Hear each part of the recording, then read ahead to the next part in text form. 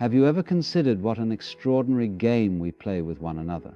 This peculiar dance we call relationship, where we come together and move apart, like the eternal rhythm of waves upon the shore. It's quite fascinating, really.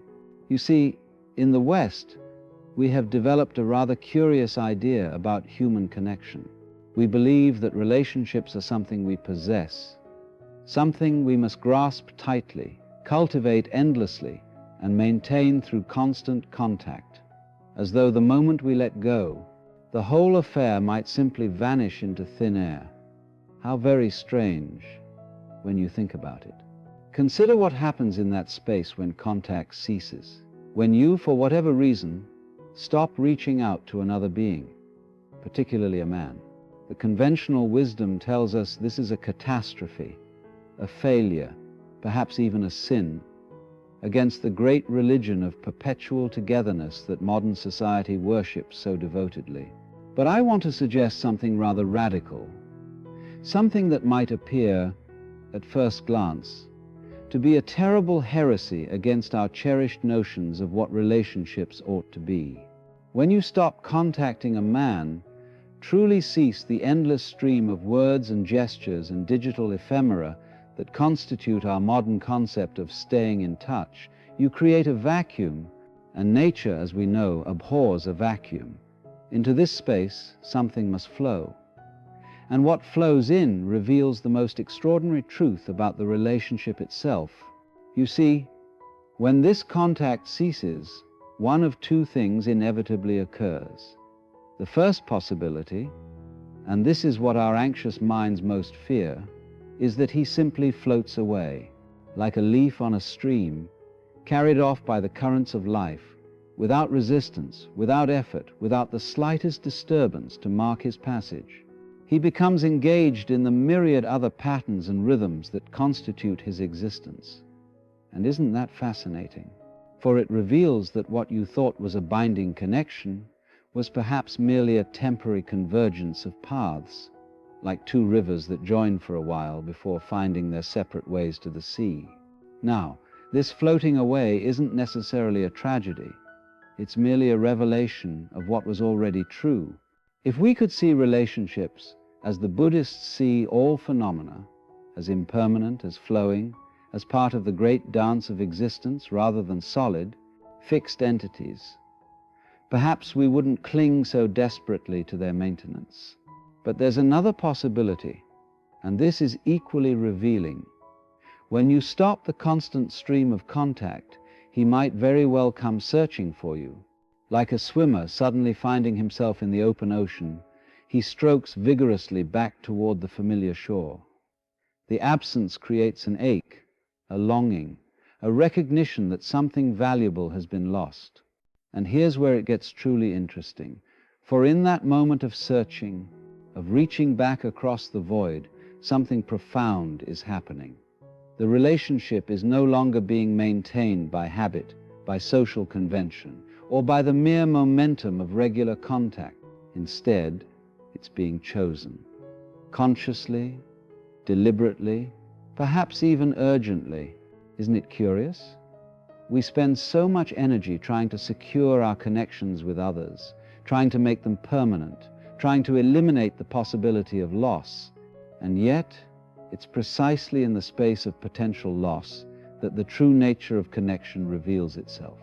I'm reminded of the Taoist concept of Wu Wei, often translated as non-doing or effortless action. There's a marvelous paradox here. By releasing our grip, by ceasing our constant efforts to maintain connection, we actually create the conditions where genuine connection can either dissolve naturally or strengthen authentically. You might think of it like holding water in your hand. The tighter you squeeze, the more rapidly it escapes through your fingers. But if you relax your palm and simply allow the water to rest there, it remains with you, at least until it's time for it to evaporate, as all things must eventually transform. This isn't merely a parlor trick for manipulating relationships, you understand. That would be to miss the point entirely. Rather, it's a profound recognition of the nature of all phenomena, including our connections with others. They are not solid objects to be grasped and possessed. They are dynamic processes, flowing, changing, transforming constantly. The Hindu tradition speaks of Maya, the illusion that the ever-changing flow of reality consists of separate, permanent things. We fall under this illusion when we believe that relationships are objects that we can possess, control, and maintain through sheer force of will or constant attention. But what if we recognize that the spaces between contact are just as important as the moments of connection? Just as in music, the silences between notes are essential to the melody. Without those gaps, those breaths, we would have merely noise, continuous, undifferentiated, and ultimately meaningless. When you stop contacting a man, you create the silence that gives meaning to the notes. You allow the relationship to breathe, and in that breathing space, its true nature is revealed. I've observed that we modern humans have developed an extraordinary fear of these gaps. We feel compelled to fill every silence with sound, every moment of solitude with company, every inch of space with objects. Our phones buzz constantly with messages. Our calendars overflow with appointments. Our minds race with endless chatter. We've become terrified of emptiness, of stillness, of the void. But the void is not empty in the way we think. It is rather pregnant with potential. It is the formless source from which all forms arise. The Taoists call it the Tao. The Buddhists call it Sunyata. The Hindus call it Brahman. It is not nothing. It is everything in potential form. And so it is with the space you create when you cease contact. It is not empty. It is full of possibility. It allows the natural flow of the relationship to manifest without your constant interference. Consider the moon's relationship with the tides. The moon doesn't reach down with ephemeral fingers to push and pull at the waters. It simply is. Its mere presence, its being, creates the gravitational field that moves the oceans. Imagine if the moon were neurotic, constantly adjusting its orbit, frantically trying to maintain the perfect influence on the tides. What chaos would ensue? No, the moon simply follows its nature, and the waters respond accordingly. There's a profound wisdom in this that we would do well to understand in our human connections. When you stop contacting a man, you allow him to be what he truly is, not what you wish him to be, not what you fear he might become, but what he actually is in this moment. And you allow yourself the same freedom. In that space of non-doing, of non-contact, the authentic nature of both beings can emerge. And this is where the two possible responses I mentioned earlier become so revealing. If he floats away, then perhaps that is the natural trajectory of your connection at this moment in the great cosmic dance. And if he comes searching, then perhaps that is equally natural, a genuine response arising from authentic recognition of value rather than habit or obligation. Either way, something true is being revealed. Either way, Maya, the illusion, is temporarily lifted and reality shines through. Now, I can hear some of you thinking, but Alan, this sounds like a recipe for loneliness. If we all just let go of our frantic maintenance of relationships, won't we end up isolated, adrift in a cold universe? But that fear itself is part of the illusion. It assumes that connection is something we must create and maintain through effort, rather than something that is our very nature. We are not separate entities, occasionally making contact across an abyss. We are expressions of a unified field, temporarily appearing as distinct forms. The Zen tradition speaks of the net of Indra, an infinite cosmic web where at each intersection there hangs a jewel.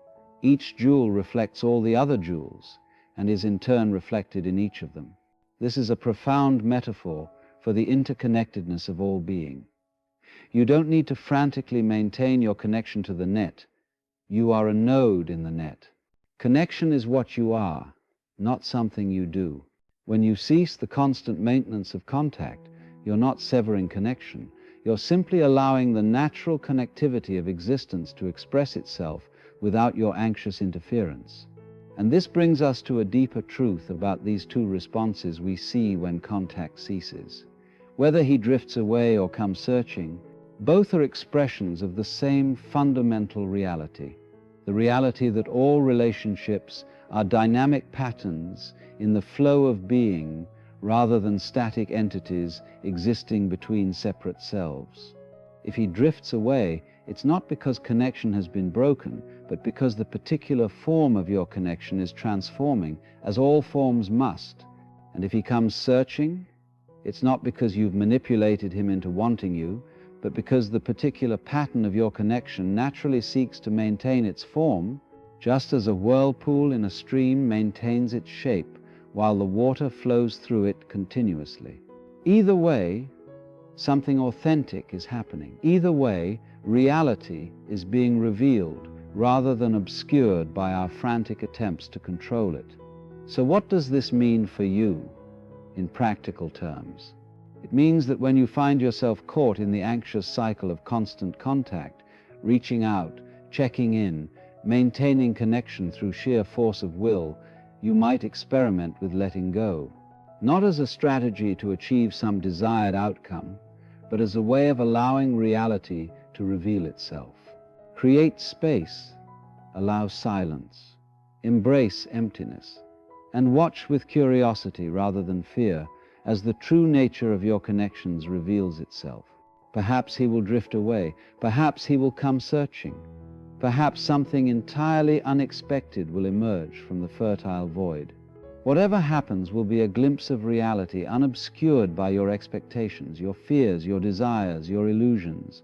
And in that glimpse, there is freedom.